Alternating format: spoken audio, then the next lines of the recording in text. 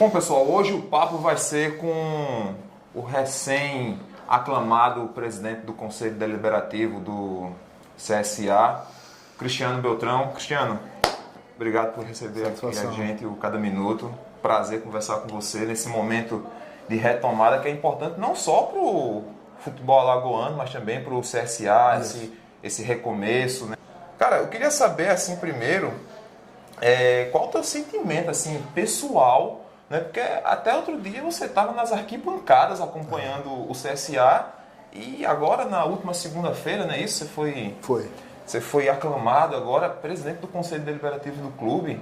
Cara, o que está se passando agora aí? Passa um filme, né? Passa um filme porque essa semana eu fiz até uma postagem onde tem foto minha de mascote, né? Tem foto minha jogando no infantil do CSA, que eu joguei até o juvenil. Tem foto sendo chefe de torcida organizada, que eu fundei a Azucrinante com meu amigo Jamerson. Sempre tive muita ligação com o Eduardo e com o Marcelo, que foram os fundadores da Mancha, que eles tinham a Dragões e tinham a Força Jovem. Sempre fui um azulino assim, muito ativo em tudo, né? Eu sempre fui muito participativo, tanto em apoiar, em ajudar e principalmente em cobrar. E sempre me caracterizei pela minha postura verdadeira e sincera. Em 2008 eu fui diretor de futebol com o Rafael e infelizmente a gente acabou de ser campeão alagoano e as contratações que a gente fez não se refletiram em resultado. Fizemos uma péssima campanha no Brasileiro, mas eu sempre fui muito sincero para a torcida. Só não faço gol. A gente tentou de tudo. Então teve jogo lá que a gente botava 5 bolas na trave, teve pênalti perdido, teve tudo, mas não ganhava. E quando acabou, a torcida de quem é a culpa? Eu disse, a culpa é minha. Quem contratou fui eu, então eu sempre fui muito verdadeiro. Então se passa um filme na cabeça, porque eu até brinco, chegou assim no ápice do que o cara pode pensar, né? Falta só um pouquinho que eu ainda sonho em ser presidente do clube. Então esse é um objetivo teu. Total. Eu sou um azulino, eu luto pelo meu clube. Apoio total ao Rafael, que eu acho que ele é o cara que vai resgatar de novo isso. Então, eu não tinha traçado virar presidente do conselho. Mas aconteceu nesse momento de apoio, de estudo, e recebi o convite. E não podia abrir mão deste convite nesse momento tão crucial para a sobrevivência do clube mesmo, por tudo que a gente encontrou.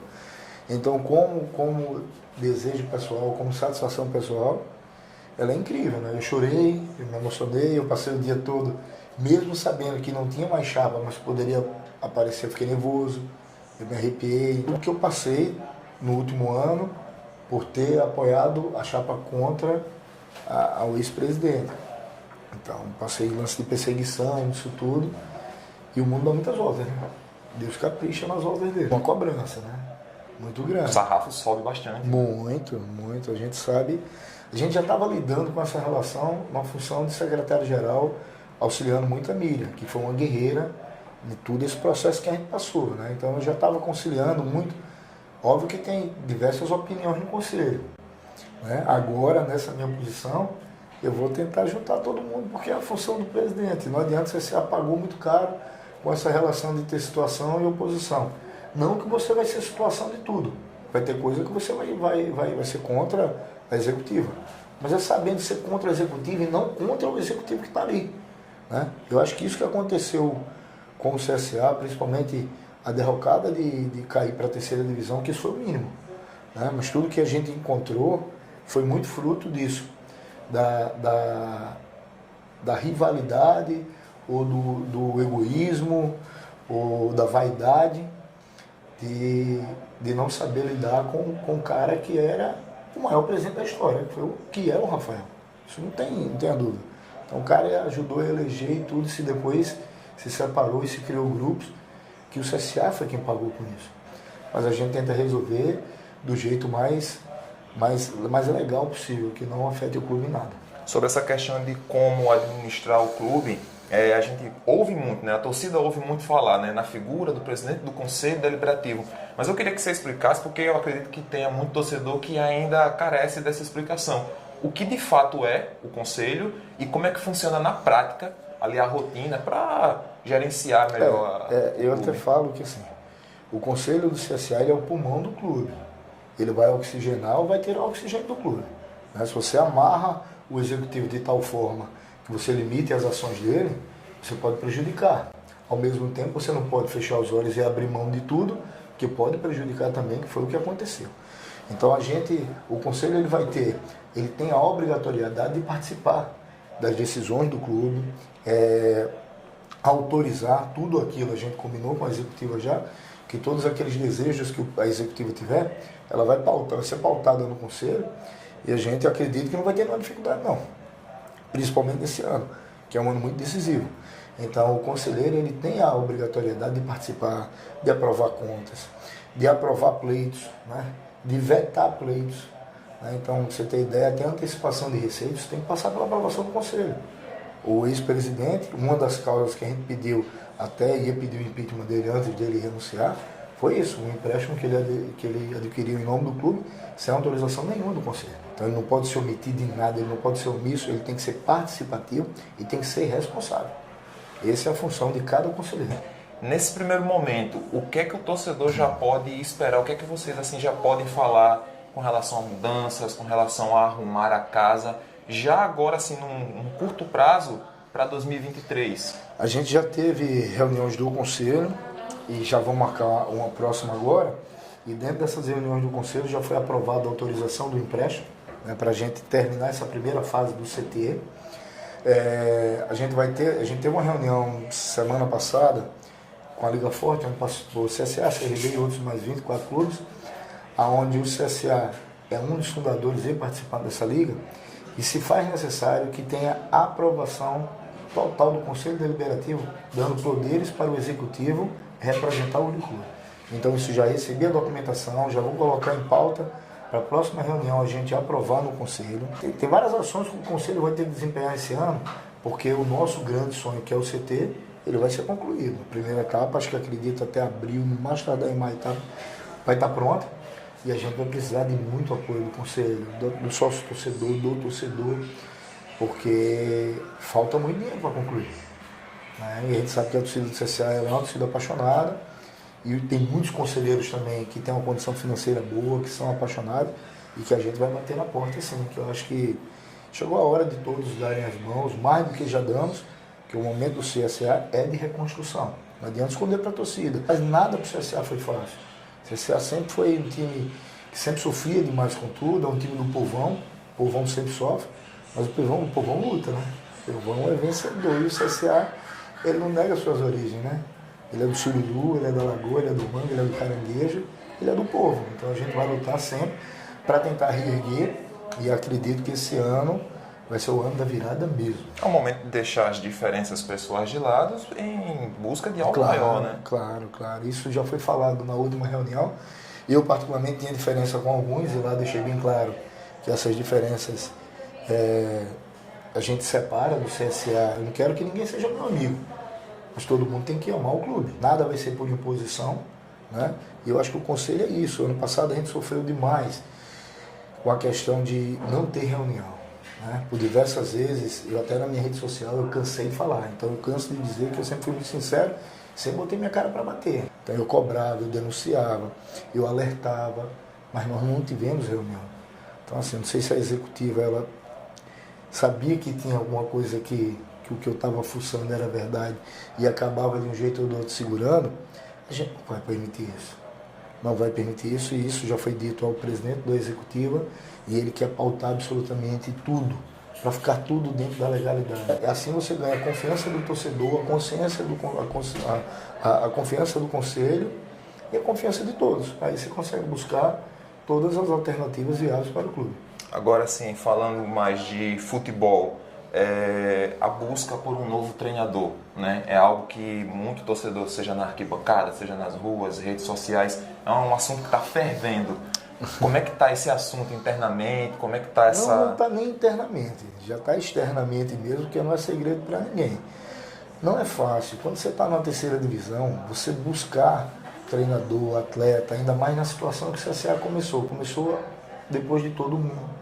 Atrasado, onde várias equipes já tinham se montado, já estavam disputando seus campeonatos, né? Então o CSA, a gente com 10 dias, 12 dias que estava de preparação, foi para uma seletiva de Copa Nordeste. Né? Então eu acho que isso aqui foi a grande conquista. Eu vou lhe ser bem sincero, eu tinha grandes desconfianças, porque a gente montou um time e fomos para a disputa. Então, assim, a dificuldade que a gente tem é imensa. O cara olhava para a tabela e via o time penúltimo colocado do Alagoano. Você tinha presidente, não tinha presidente. Aquela história de que o clube estava quebrado e tal, quem vai vir? Né? Então a realidade mudou, a gente mostrou, já tem o presidente do conselho, já tem o presidente da executiva, o clube está unido, estamos honrando com todos os nossos compromissos, o que se deve está sendo negociado. A gente vai pagar o daqui para lá e o que deve a gente está negociando para ver a forma de pagar. Então, treinadores, para você ter ideia, hoje eu conversei com o 8º e eu lhe digo, nenhum deles o empecilho é o financeiro. Muitos deles esperam que querem para a Série B, querem para a Série B. Vou dar um exemplo aqui, o Léo Condé, a gente conversou bastante com ele, ele esperou um pouquinho, a gente ganhou do Vitória, o Vitória foi demitido, ele assumiu, ele, pô, se eu soubesse, esperava um pouquinho. Então, assim, então tem esses empecilhos, tem muito treinador, o que eu conversei hoje, ele está empregado em São Paulo. Então ele joga hoje à noite, estou esperando o que vai. Eu disse, me desculpa, mas vou torcer para perder, né? Tem que ser sincero, né? Então, a mesma dificuldade pelo camisa 9. Cara, se você olhar hoje os grandes clubes da Série B, os camisa 9 dele tem mais de 35 anos. Os caras vieram aqui e pegaram o Rodrigues pagando 280 mil gente para liberar o cara. Aí quem diz a você que a gente vai conseguir tirar alguém de graça? Conversou com o Vinícius, do Afogados, o Cid que descobriu, foi para lá, assistiu o jogo, sentou com o empresário, fez o pré-contrato, tudo certinho, tudo amarrado. O presidente disse na entrevista, pronto, o mundo todo foi atrás do cara. Ele acertou com o Sampaio. Então hoje a gente está se fazendo um pré-contrato com outro atleta aí que eu digo, pelo amor de Deus, não vamos falar para ninguém, né? O plantel da gente é um plantel que tem jogadores de qualidade, de rodagem, de experiência, de acesso, mas a gente não tem um 9, isso é nítido. O CSA cria, mas na hora de botar a bola para dentro ele acaba pecando. Tá aí no jogo contra o Ferroviário. O Ferroviário foi uma vez no ataque, o CSA perdeu umas 4, 5 chances. Então assim, no próprio jogo contra o CRB, que o CRB foi senhor do jogo depois que fez o gol, até antes do gol a gente perdeu o gol, botou a bola na trave. Então quando a bola entra, você ganha confiança, a gente tem que ter um 9. E fala assim, eu sou o presidente do conselho, mas a gente tem uma junta diretiva que está se ajudando. Né? Esse é um momento que todos se ajudam. Vários conselheiros me mandam o nome de atleta e eu encaminho diretamente para o executivo. Né? Eu acho que é todo mundo se ajudando. Ninguém aqui é dono da razão, mas todos estão em busca de um objetivo que é ajudar o CSA. A gente está numa dificuldade, campeonato alagoano, nós até agora, a depender da rodada de domingo, vai acontecer da gente não depender da gente, mas se houver um empate ou a vitória do Muricy, a gente vai depender das nossas forças, e é isso que eu estou me agarrando e acreditando, que eu luto muito para classificar e quero classificar em 4º lugar. Eu não quero classificar em 2º, 3º, não. Quero classificar em 4º para pegar o CRB. E eu não tenho nenhum problema disso, nenhum. Então o CSA é o maior campeão do estado, tem a hegemonia no Alagoano, então ele tem que passar o rodo mesmo. Eu quero pegar quem está em primeiro e a gente vai. E jogos como esse engrandecem ainda mais a equipe, né? Claro, Ainda mais num momento como esse. Tudo. Então assim, a dificuldade que a gente passou, e acho que tudo tem um propósito. Tudo que a gente passa tem um propósito. Então o CSA ele não caiu em vão. Foi necessário ele cair para que o cara que idealizou tudo aquilo, que trouxe o CSA as maiores conquistas, o nosso projeto do CT voltasse. Isso que eu falo para você da importância de ter a união entre conselho e executivo. O Rafael, eu não fazia parte do conselho, mas sempre azulino, o Rafael pediu ao Conselho Deliberativo a prorrogação apenas de 1 ano de mandato. De 1 ano de mandato para que ele pudesse terminar o CT. Isso não foi colocado nem em pauta, nem dado o direito aos conselheiros de decidir se era assim ou se era não, se levar a Assembleia. Quem pagou o pato com isso? O CSA. Então, assim, por isso que tem que ter essa responsabilidade. Você tem que mostrar para o torcida, o conselho, qual é a importância dele. Então, para tudo tem um propósito. Foi necessário se cair, quebrar, perder tudo, não terminar o CT, para que o cara voltasse, e voltasse por amor. Que a gente escuta muita gente falar aí, no bom, cara, todo mundo é bom. Quando tem 50 milhões na conta é massa.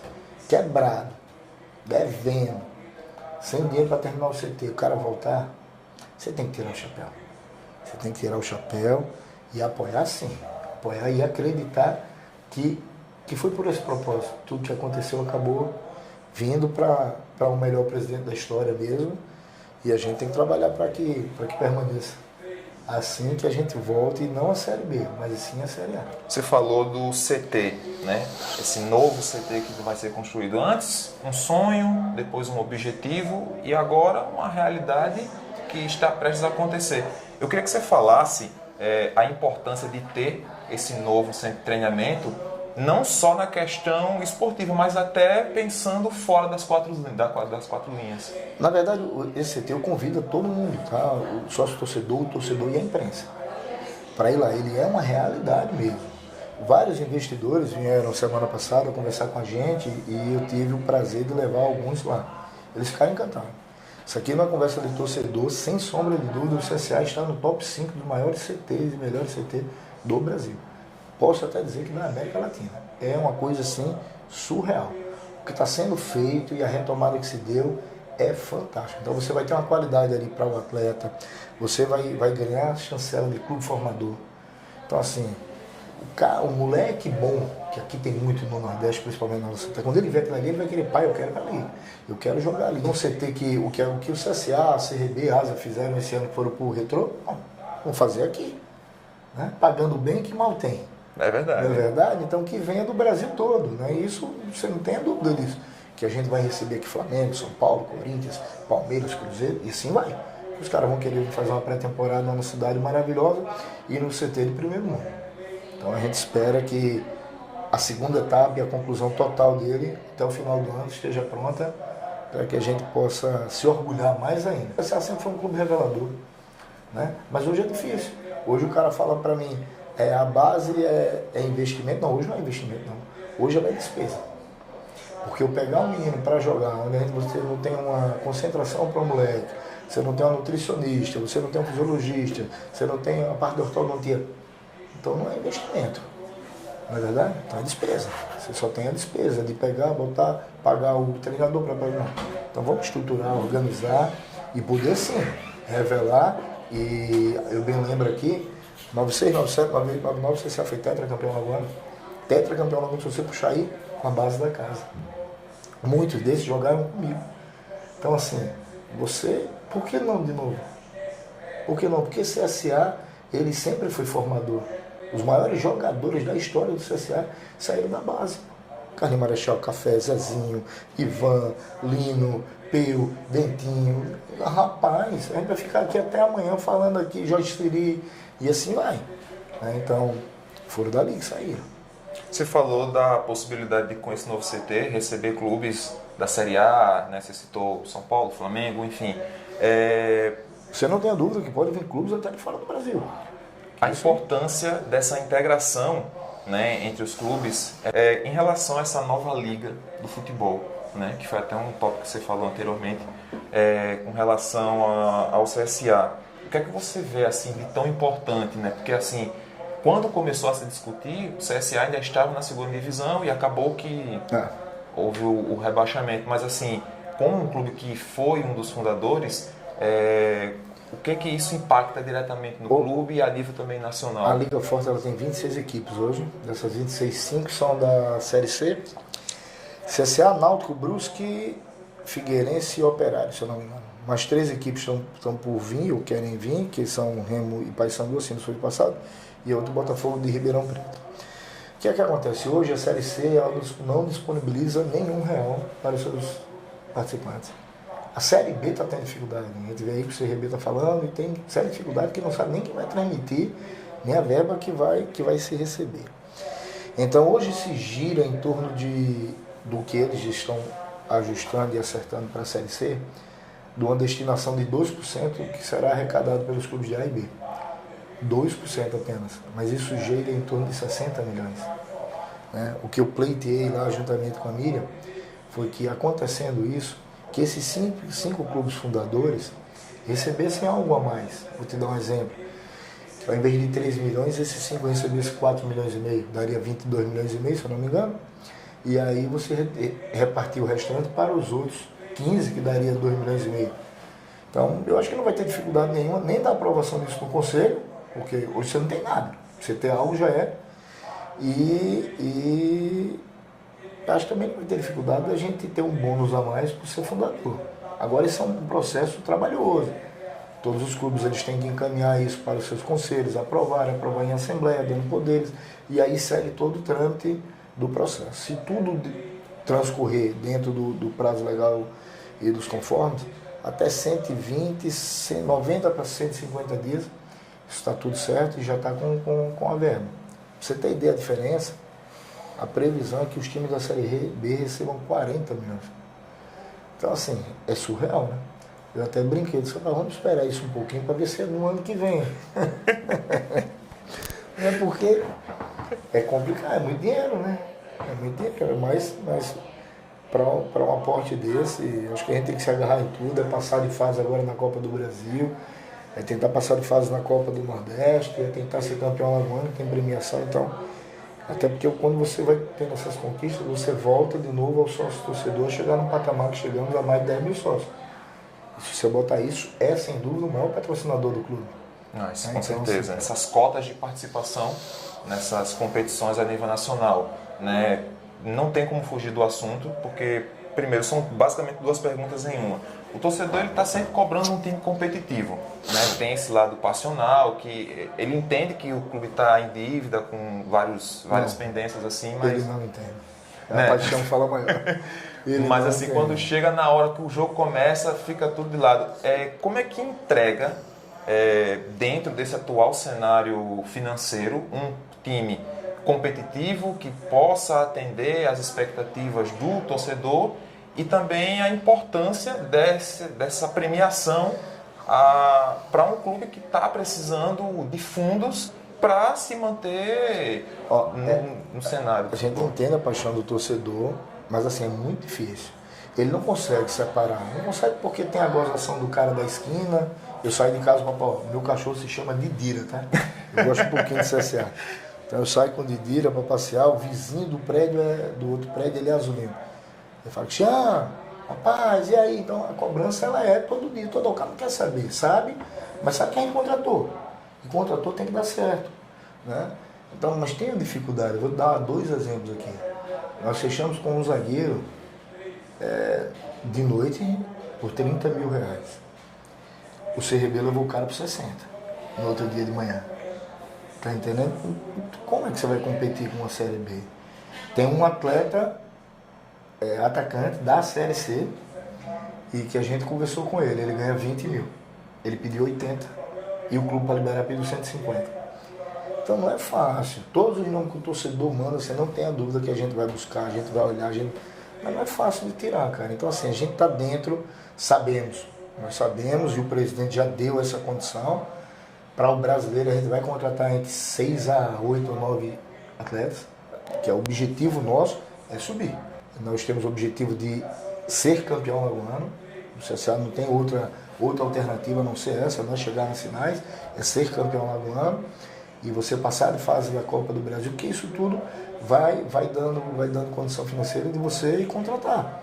Então o que acontece? Quando os estaduais foram terminando, ontem acabou, acho que a primeira fase do Goiânia. Então já tem uma coisa que a gente dá para olhar. Vai acabando, vai ficando livre no mercado. Hoje o cara diz, fulano tá lá, tá parado. Vou trazer um cara que tá parado, por mais que ele seja bom, ele vai demorar miseravelmente 30 dias. Tá entendendo? Acabou tudo.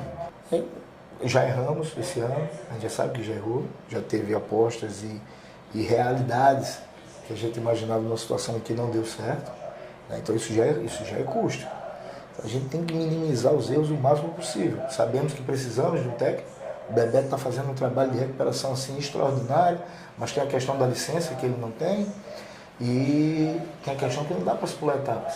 Acho que as oportunidades aparecem, eu disse a ele. Bebeto, ele era técnico do Santa Cruz, equipe amadora aqui até do meu amigo Daniel Paes, e acabou a Taça São Paulo, eu liguei para ele. Eu disse, irmão, tu não quer vir dirigir o CSA? Pô, cara, vou ser um problema aqui. Eu não era diretor do CSA, mas era amigo de um dos diretores. Ele veio para a base. Final do ano passado, eu digo, amigo, eu vou te tirar da base. Mas como é que é isso? Estou fazendo um bom trabalho. Eu disse, não, quero te convidar para ser auxiliar permanente do CSA do profissional. Pô, isso vai ser para mim uma honra, que dá uma mudança na carreira do cara.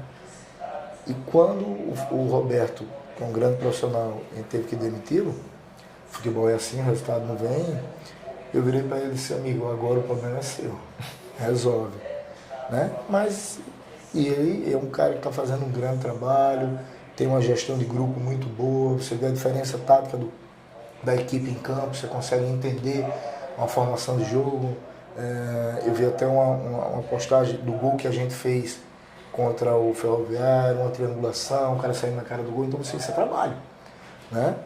Então, mas a gente sabe que precisa, até para o crescimento do próprio Bebeto, né? Então, aos pouquinhos o torcedor vai entender que o projeto está sendo certo. Óbvio que já começou certo, na verdade, que ninguém imaginava que o CSA conseguisse passar pela América do Natal. Atual campeão brasileiro, não é isso? Campeão brasileiro, invicto, tinha acabado de enfiar 5 no motoclube e vem para aqui no CSA naquela formação de dificuldade e ganhamos o jogo nos pênaltis. Por isso que eu digo que é tudo na dificuldade. Os caras saíram na frente, a gente perdeu o pênalti, recuperamos, perdemos e fomos atrás dos caras. E acabou que a gente classificou, poderia estar líder hoje, né? Depois da terceira rodada, mas tomamos aquele gol do Ferroviário. Mas assim, estamos a 2 pontos da liderança e é jogo a jogo. Vamos buscar. Agora, com todas essas dificuldades, como é que faz para administrar tudo isso, tendo que ainda olhar o calendário do futebol brasileiro, que é cada vez mais cruel e cada vez menos abre brecha para você trabalhar e executar uma filosofia de jogo? Mas assim, acho que é isso. Quem está no futebol já está acostumado, né? O torcedor já sabe que vai ficar liso no final do mês, porque é um jogo atrás do outro, né? O cara sabe que ganha do Vitória, mas não ganhou do Ferroviário, já é ruim, né? Então o time era maravilhoso, o cara fez um golaço contra o Cruzeiro, o time vai, aí não ganha, fala, tem uma porcaria. É assim, então o calendário ele vai ser, se você observar, você joga com Fortaleza em Fortaleza, chega no sábado, viaja na segunda para São Luís, joga na quarta, chega na quinta, viaja no sábado para Coruripe, joga Coruripe, na segunda viaja para Belém do Pará, jogar contra o Tunaluz, volta na quinta para enfrentar um clássico contra o CRB. O torcedor não quer saber. O torcedor quer que ganhe Fortaleza, quer que ganhe do Sampaio, quer que ganhe do Coruripe, ganhe do Tunaluz e ganhe do CRB. O Bebeto virou para mim, qual o objetivo desses 5 jogos? Quantos pontos? Ele 15. E jogando bem, né? 15. Então assim, antigamente o cara falava, não quero jogar bonito e ganhar, eu quero ganhar. Hoje em dia o cara ganha, o cara mas não jogou o quê? Então é duro. A gente concluir, um assunto que gerou um bate-boca, vamos dizer assim, muito grande nos últimos dias. Alguns clubes da Série A levaram essa ideia até a CBF de que quer reduzir o número de equipes rebaixadas nas divisões do Campeonato Brasileiro. E, obviamente, que é um assunto que é uma proposta que traz uma certa preocupação com o nível de competitividade, mas, por outro lado, equipes assim, de menor poder aquisitivo vão acabar sofrendo por conta do acesso, que influencia diretamente na receita. Eu queria saber a tua opinião em relação a esse assunto. Cara. Se eu estivesse na Série A, eu ia torcer para que caísse só 2, não era 3 não. Na Série A não tem mais para onde subir. Então isso é fato. Quem estiver na Série A, acho que os 20 vão botar para que caia só 3. Eu também faria isso. Mas aí vem a B, vem a C, né? Eu acho que nessa questão lá só voltam os 40, A e B. Isso. Não é isso? E os 20 da B vão votar que não. Vamos torcer se pegar um lá da A que entenda, miserável, tu cai, para tu subir tu vai sofrer, né? Mas a realidade, isso aí é uma medida para proteger os grandes, você não tem nenhuma sombra de dúvida disso. Haja visto, acho que é a primeira vez nesses últimos anos de ponto corrido que não cai um grande. Sim. Na verdade, porque todo ano se caiu 1, 2, então... E aí eu digo que a gente caiu no ano errado, cara. Porque a B desse ano tem um nível de competitividade bem mais fragilizado do que o dos outros. Você não tem grande que você dissesse, a vaga é desse. Tudo que foi grande subiu ano passado. É verdade. Então você está aberto. Está aberto, mas está aberto mesmo, mas... se a maquininha, os esquemas das maquininhas aí que estão, dessas apostas, tivesse estourado ano passado, muita coisa podia ter sido diferente, né? Felizmente é uma questão que a gente vai ter que lidar, que se não abrirem o olho, isso é um fato que vão acabar com o futebol. Hoje o cara não precisa mais entregar o jogo para se ganhar dinheiro, o cara bota lá, eu estava vendo até um lance aí que teve um jogo, no primeiro tempo teve 11 escanteios. O cara só faltou o goleiro tocar pro cara no bater do determinante, o cara já botar.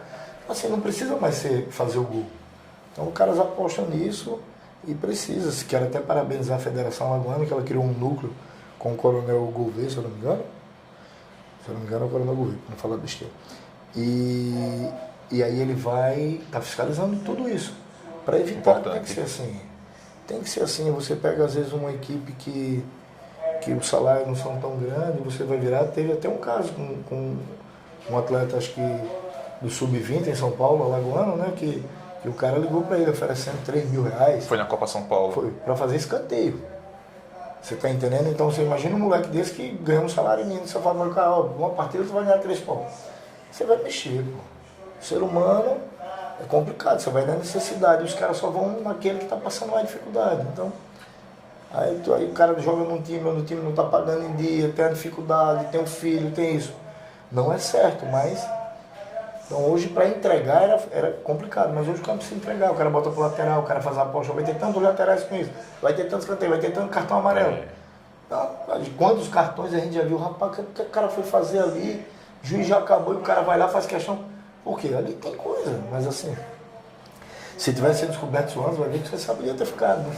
Mas você disse, né? CSA é sempre na base da dificuldade, né? Então já... Vamos na luta. Mais um degrau. Vamos na luta e a torcida sabe que a luta é grande. CSA é guerreiro, é união e força, vamos fazer valer esse lema entre a executiva e o conselho.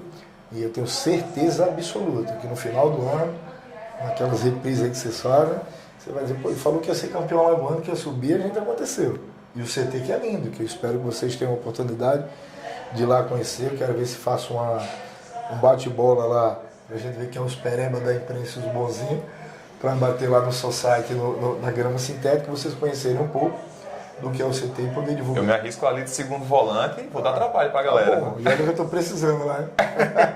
Só, a gente bateu um papo com o Cristiano Beltrão, presidente do Conselho Deliberativo do CSA. Quer deixar uma mensagem para o torcedor? Que ele acredite, confie no projeto, confie no Rafael, confie no Conselho. A torcida azulina ela é grandiosa, ela é apaixonante, é uma torcida que nunca abandona. O CSA, numa segunda divisão de Alagoano, chegou a botar 20 mil pessoas no estádio. Eu desafio qualquer um que na história do futebol tenha colocado isso. Então, assim, a gente acredita em vocês, a gente precisa de vocês, faça o sócio torcedor e vem com a gente que vai dar certo. Cristiano, muito obrigado. Tamo junto.